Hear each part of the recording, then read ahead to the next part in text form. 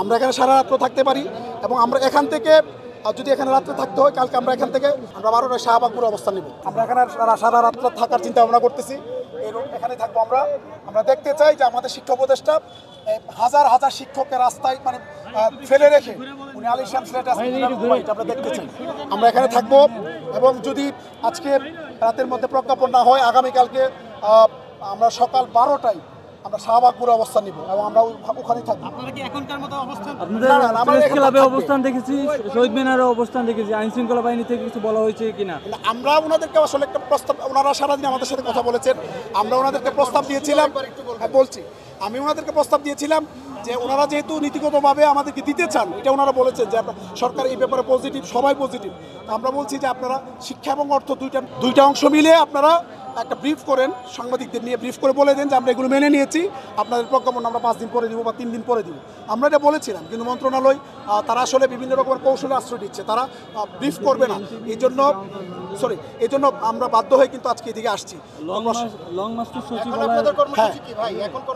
এখন আমরা এখানে থাকবো আমরা এখানে কতক্ষণ থাকবো এটা নিশ্চয়তা নেই। আমরা হয়তো সারা রাত্র এখানে থাকতে পারি, আমরা এখানে সারা রাত্র থাকতে পারি এবং আমরা এখান থেকে যদি এখানে রাত্রে থাকতে হয় কালকে আমরা এখান থেকে সকাল 11টায় 12টা বলছি 12টায় আমরা 12টায় শাহবাগপুরে অবস্থান নিব। বিভিন্ন রাজনৈতিক দলের সাথে আপনাদের কথা হয়েছিল, তারা কোনো অবশ্যই আশ্বাস দিয়েছে কিনা? হ্যাঁ, রাজনৈতিক দলগুলো তো কাজ করছে। আপনারা দেখেছেন এনসিপি তারা রাজনৈতিক তাদের পক্ষ থেকে বিবৃতি দিয়েছে কিছুক্ষণ আগে। হাসান আব্দুল্লাহ সহ বিবৃতি দিয়েছে। জামাতের নেতৃবৃন্দ এসেছিলেন, নায়েবে আমির উনি এসে বক্তব্য দিয়েছেন। চরমোনার যারা ইসলামী আন্দোলনে এসেছিলেন, মাহমুদুর রহমান মান্না ভাই এসেছিলেন, ডাকসুর নেতৃবৃন্দ এসেছেন, বিশ্ববিদ্যালয়ের শিক্ষার্থীরা আসছেন, বিভিন্ন সামাজিক সাংস্কৃতিক সংগঠনগুলো। এক কথায় বলতে গেলে বাংলাদেশের সকল সামাজিক সাংস্কৃতিক সকল রাজনৈতিক সংগঠন ইতিমধ্যে প্রায় ঐক্যমত পোষণ করেছে।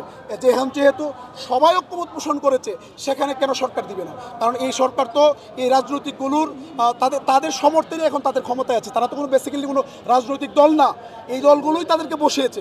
সবাই যেহেতু আপনারা বলছিলেন যে আপনারা মার্চ টু সচিবালয় করবেন, এখন সচিবালয়ে কি যাবেন নাকি এখানেই আপনারা?